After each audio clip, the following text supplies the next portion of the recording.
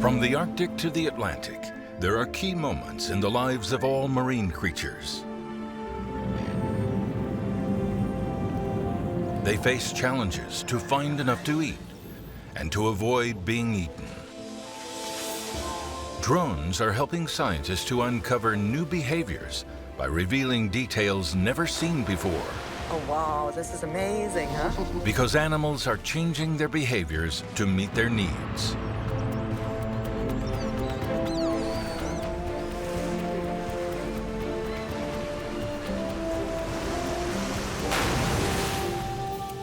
Even the largest animals on the planet face obstacles hunting alone. But some super predators are super smart, and they have created amazing ways to work together.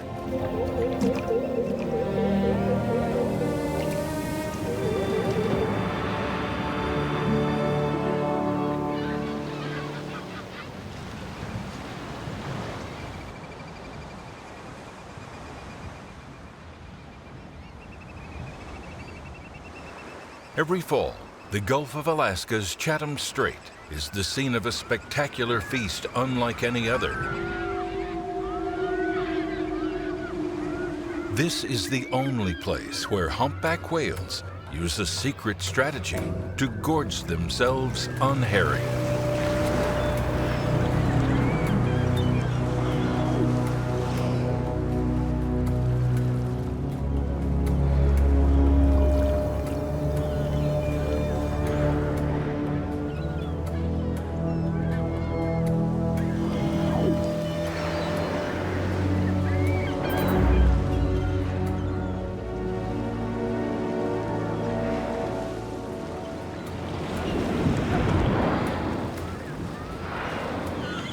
Humpbacks can reach 50 feet long and weigh more than 30 tons when fully grown.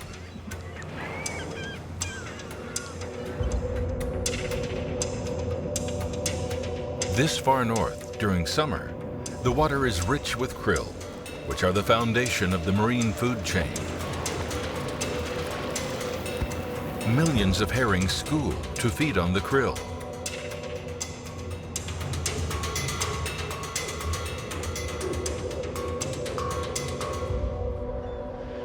At the very top of this web are 3,000 humpback whales. During 4 months of summer and fall, they gorge themselves on the krill and the small fish. Then, satiated, the whales will head to tropical waters off Santo Domino to breed. They'll live on fat they've stored from their summer feast during that time. In order to build up sufficient fat reserves, each whale must eat more than 1 ton of food every single day.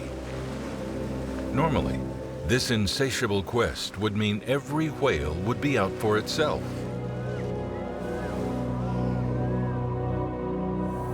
As far as whales go, humpbacks are fairly independent creatures. They move from one group to another, depending on their moods or needs.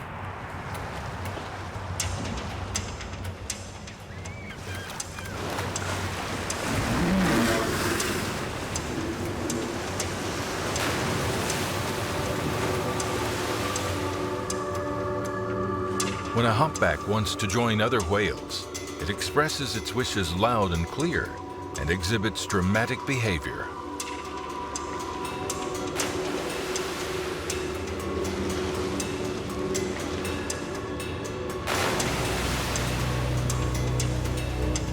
When new relationships are established, they may last from a few hours to a few days.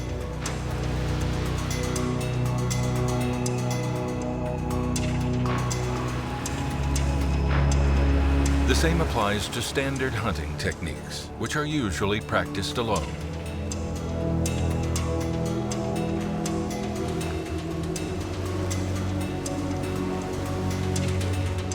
But in the Chatham Strait, humpbacks have created brand new strategies that aren't seen anywhere else.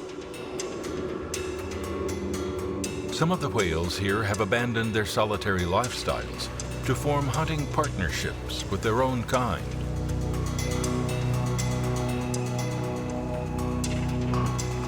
Over the years, they have developed highly efficient and sophisticated team tactics. Perhaps the most unique is the bubble trap technique.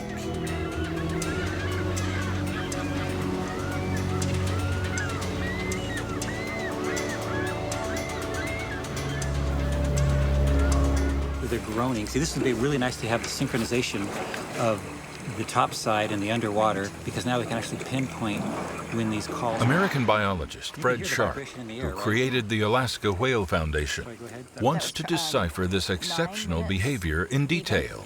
On that same TV. 40 time? Time is about 10:50. 50. And Oh, they're still doing it. surfacing. Through many years of research, he now has a fairly precise idea of how the bubble trap technique works. The herring schools are usually down about 150, 200 feet. The whales, as a team, they dive down, get underneath the herring schools. One of the whales in the group starts to swim in a circle, blowing a trail of bubbles out of its blowhole. The bubbles rise and effervesce into this cylindrical spiral.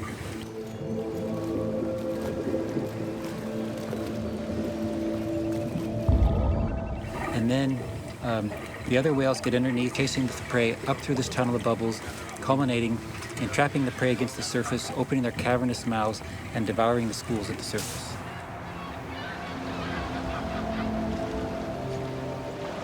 So this technique is full of all kinds of really interesting mysteries.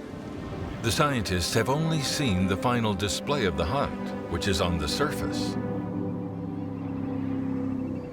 Fred and his team want to understand how these usually solitary whales organize themselves into a group to use such a seemingly complex group hunting technique. How do they communicate? How do they divide up the different tasks? They're confronted with two major problems. The Chatham Strait is a marine region that is twice as big as Belgium.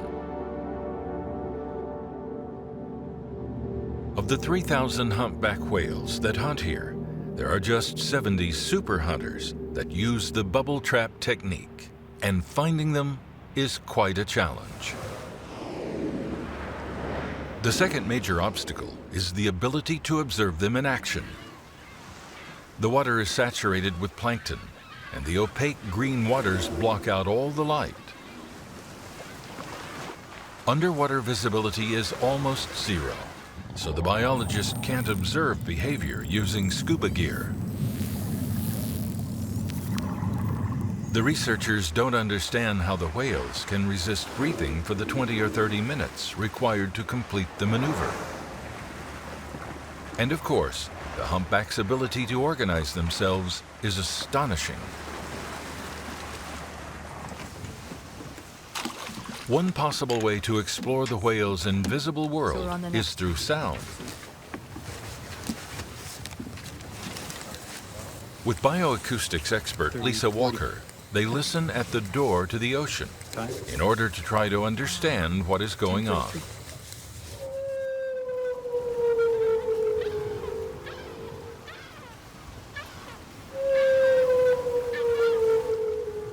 Lisa's hydrophone captures the whale's underwater sounds. Loud moans and wails are heard through the speakers. While the enigmatic cries sound like alien calls, Lisa believes she knows what they mean.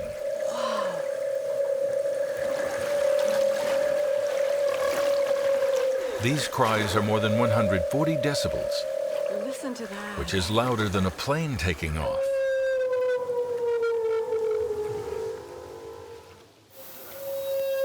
The dual tones there, did you hear? It was almost like one voice, but with like a harmonic structure that we could actually hear. Yeah.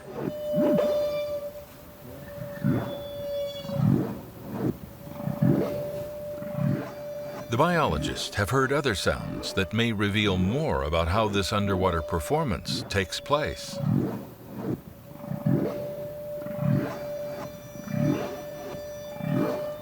They first isolated the characteristic sound of a whale releasing air bubbles to construct the trap.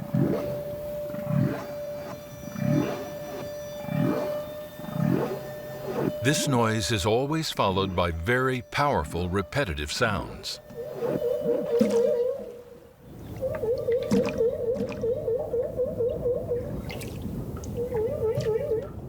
The calls often momentarily stop, and then they are replaced by much deeper and more modulated sounds. Then the haunting litany of repeated cries resumes. The staccato calls stop for a few seconds before the whales break the surface. For the biologists, these different calls signify different things.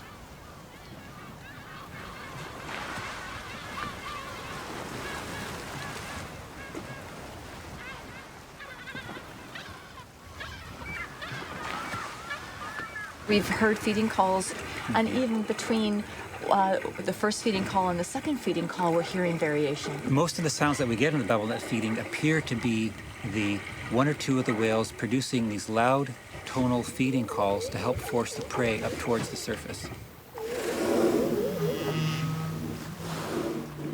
But what about other sounds heard during the hunt?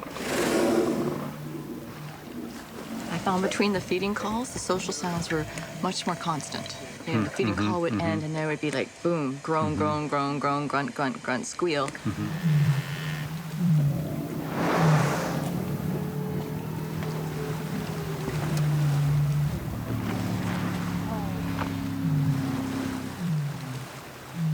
I think it's all about prey manipulation.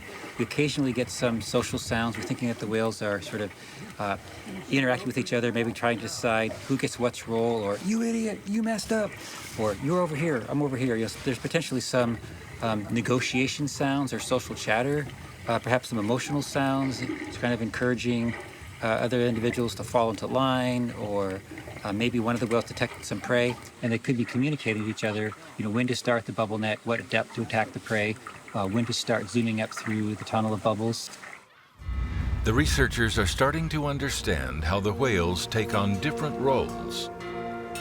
One whale takes care of making the bubble trap. One or two others then drive the herring up to the surface while making attack calls. All of them coordinate between themselves using various sounds to communicate. Being able to identify the whales that emit the attack sounds helps the scientists understand the hierarchy and distribution of roles within the hunting groups. Biologist Clark Snodgrass is the team member responsible for recording the whales' identities. Over the last 20 years, more than 20,000 photos have been added to Clark's catalog. This means that 1,900 whales of the 3,000 in the region each fall can be identified.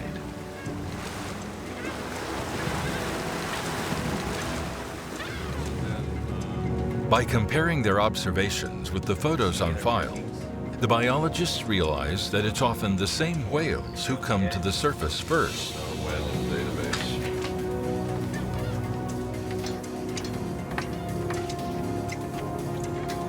These are Nexus and Yin Yang, and the researchers now have a drone at their disposal. Okay, there we go.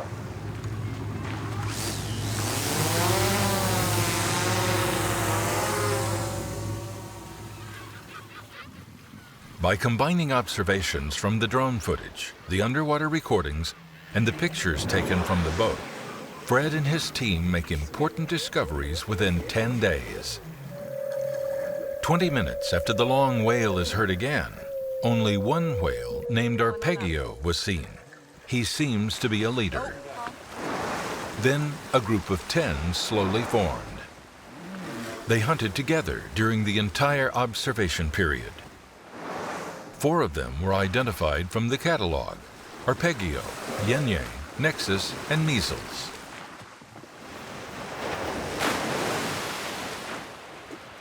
During the hunt, Nexus and Yin Yang emerge first, 10 seconds after the attack calls happen. They are probably those doing the calling. Arpeggio is almost certainly the whale leader that directs maneuvers. The whale that stays at the bottom to maintain the bubble trap is always the last one to surface. It seems this role often falls to measles. Oh yeah, good call. Excellent. But for 1 in every 4 hunts, the roles seem to be switched, probably to allow measles a chance to feed. This cooperative hunt is extremely rare for humpback whales. The biologists are amazed at the connection the animals have with each other.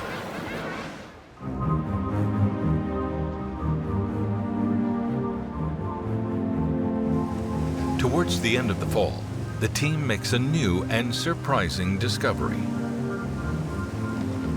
As fall approaches, the herring grow fewer, so the whales focus more on krill.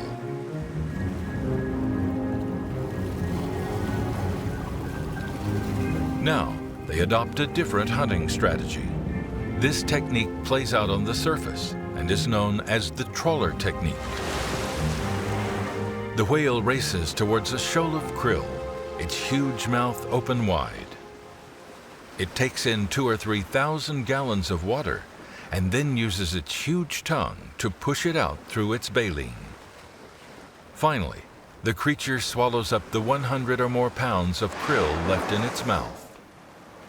It seems as though it's every whale for him or herself, and it's more like a traffic jam than a cooperative and concerted hunt.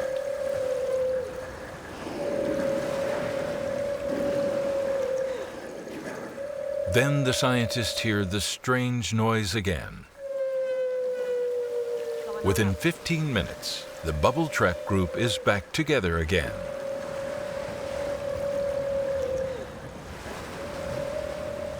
And once again, these super predators demonstrate their incredible inventiveness. So we got a good group. Oh, listen to that. These special humpbacks have a different cooperative fishing strategy for krill. This technique, which Fred has named staircase hunting, is extremely efficient.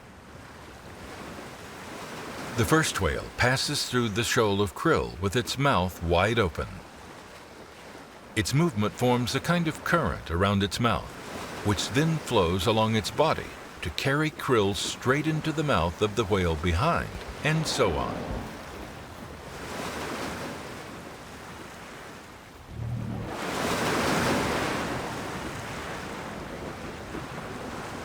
More than 12 whales participate in this hunt, but Arpeggio and Yin Yang are there 8 times out of 10.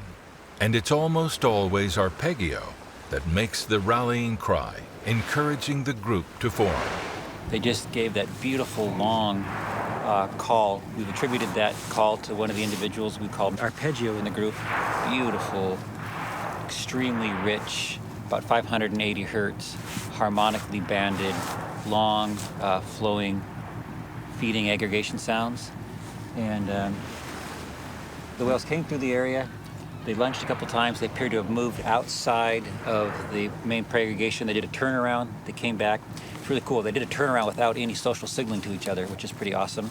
So these 2 whales, Arpeggio and Yin Yang, are the 2 most tightly bonded whales in our database. They've got a nice, trusty community of cooperators with them right now. And they're on the feed. We've got a beautiful morning out here, calm conditions, excellent recording corridor. We've got some gales that'll be coming in a little later today, so happy to be out here getting her done. The humpback whales off the Alaskan coast are truly exceptional. Even with their intelligent and resilient species, these whales are truly creative pioneers.